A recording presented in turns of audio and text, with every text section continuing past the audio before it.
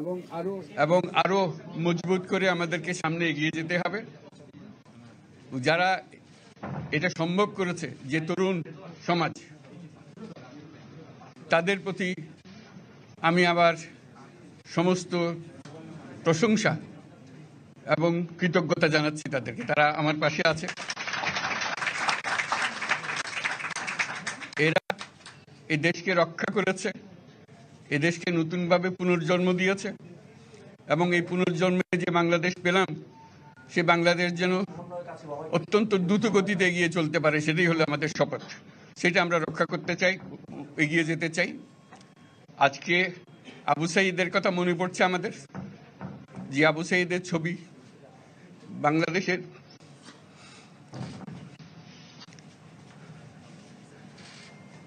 প্রতিটি মানুষের মনে গেছে।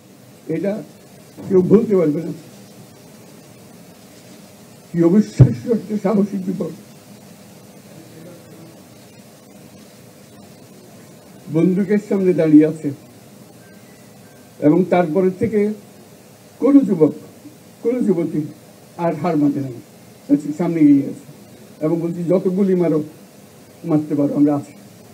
তো যার কারণে এটা সারা বাংলাদেশ জুড়ে এই আন্দোলন ছড়িয়ে গেছে, এবং যার কারণে বাংলাদেশ এই দ্বিতীয়বার স্বাধীনতা অর্জন করলো। এই স্বাধীনতাটা আমাদেরকে রক্ষা করতেই হবে। শুধু রক্ষা করা নয়, এই স্বাধীনতার সুফল প্রতিটি মানুষের ঘরে পৌঁছাতে হবে। তা না হলে এই স্বাধীনতার কোনো দাম নেই। এই স্বাধীনতাটাকে পৌঁছানো হলে আমাদের শপথ, আমাদের যে প্রতিজ্ঞা, যে আমাদেরকে এটা করতে হবে, ঘরে ঘরে পৌঁছাতে হবে। মানুষ যেন জানে যে বাংলাদেশ স্বাধীন হওয়ার অর্থ হলো তার নিজের পরিবর্তন, ব্যক্তির পরিবর্তন, সুযোগের পরিবর্তন, তার ছেলে মেয়ের ভবিষ্যতের পরিবর্তন। এটা যেন প্রত্যেকে বুঝে নেয়। এবং আজকের তরুণ সমাজকে বোঝানো যে এই দেশ এটা তোমাদের হাতে, তোমরা এটাকে তোমাদের মনের মতো করে গড়ে তুলবে। তোমরা যেভাবে স্বাধীন করতে পেরেছো, তোমরা এটাকে তোমাদের মনের মতো করে গড়তেও পারবে, এবং তোমাদের দেখে সারা দুনিয়া শিখবে কিভাবে একটা দেশ, একটা তরুণ সমাজ গ্রহণ করতে পারে এবং তাকে পাল্টে ফেলতে পারে। তাদেরকে আমি বারে বারে এমনি উপদেশ দিই যে পুরনোদের বাদ দাও, তাদের এই পুরনো চিন্তা দিয়ে এটার মুক্তি আমাদের হবে না করি, সারা দুনিয়ার মধ্যে এটা হবে না। এটা শুধু বাংলাদেশের কথা না, সারা দুনিয়াকে জুড়ে কথা বলছি।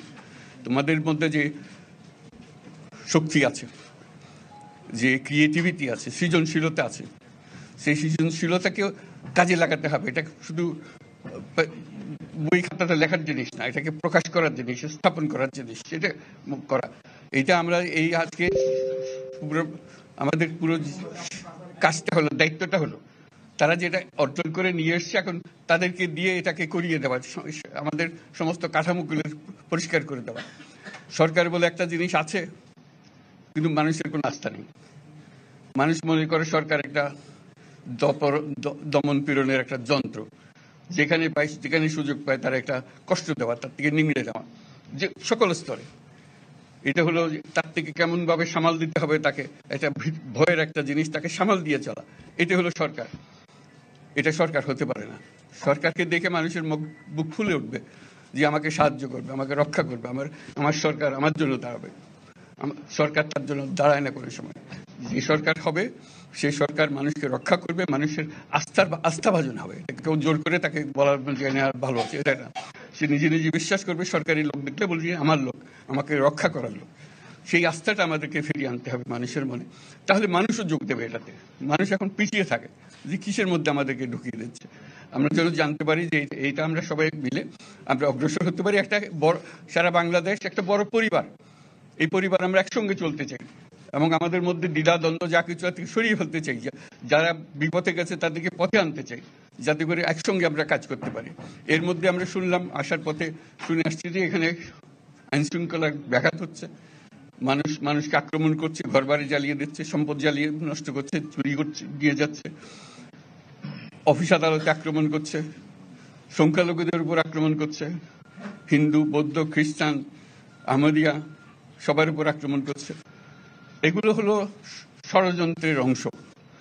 এগুলো আমাদের বিষয় না। আমাদের কাজ হলো এটাকে রক্ষা করা, সবাইকে রক্ষা করা। এটাকে প্রতিটি মানুষ আমাদের ভাই, আমাদের বোন, তাদেরকে রক্ষা করা, এবং আমাদের একটা শৃঙ্খলা ফিরিয়ে আসা। বিশৃঙ্খলা, সহিংসতা এগুলো হলো অগ্রগতির বড় শত্রু। আমাদের যে যাত্রা শুরু হলো সেই যাত্রার শত্রু। কাজে এই শত্রুকে যাতে রোধ করা যায়, তাদেরকে বুঝিয়ে শুনিয়ে হোক, তাদেরকে আইন শৃঙ্খলার হাতে দিয়ে হোক, এটা বোঝাতে হবে। তাকে মেরে পেটে এটা ঠিক না, আইন শৃঙ্খলা নিজের হাতে ঠিক না। তাকে আমাদের আইন শৃঙ্খলা বাহিনী এমন হতে হবে, তাদের হাতে সুপর্দ করলে আমরা নিশ্চিন্ত থাকবে তার একটা বিহিত হবে। এমনগুলো আমরা হাতে দিয়ে দিলাম, 2 টাকা দিয়ে আবার ছেড়ে দিল, এটা যেন আবার না হয়। আমাদের সেই আস্থাটা আমাদেরকে আনতে হবে। কাজে আইন শৃঙ্খলার এখন আমাদের প্রথম কাজ। এই আইন শৃঙ্খলা ঠিক না হওয়া পর্যন্ত এটা আমরা অগ্রসর করার জন্য পদক্ষেপ নিতে পারবো না। আপনারা আমার উপরে আস্থা রেখে আমাকে জানিয়েছেন, ছাত্ররা আমাকে আহ্বান দিয়েছে, সেটাতে আমি সাড়া দিয়েছি। দেশবাসীর কাছে আমার আবেদন, আপনারা যদি আমার উপরে বিশ্বাস রাখেন, আমার উপরে ভরসা রাখেন, তাহলে নিশ্চিত করেন যে দেশে কোনো জায়গায় কারো উপরে হামলা হবে না।